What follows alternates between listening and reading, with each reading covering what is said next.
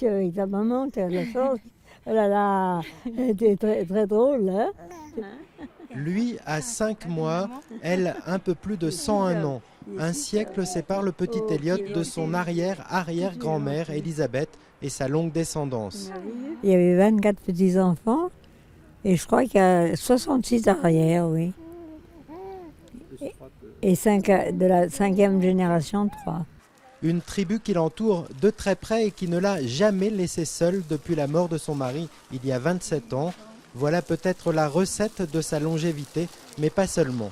Avant d'arriver à cet âge-là, je sortais pas mal encore, je marchais encore pas mal.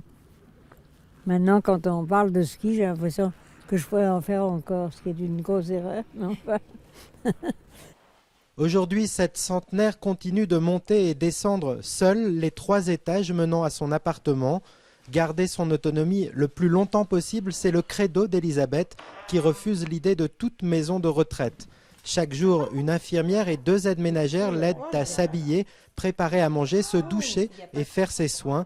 Et elles n'en reviennent pas de leur centenaire. Elle aime encore rire, elle communique, elle partage.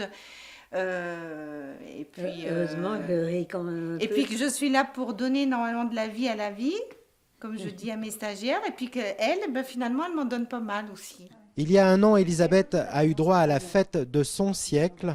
Toute sa famille réunie autour d'elle pour célébrer sa première centenaire.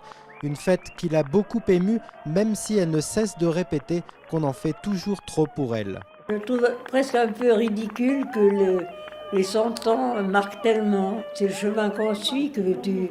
avant, j'avais pas 100 ans, la veille, j'avais pas 100 ans, après, j'avais 100 ans, mais ça change rien.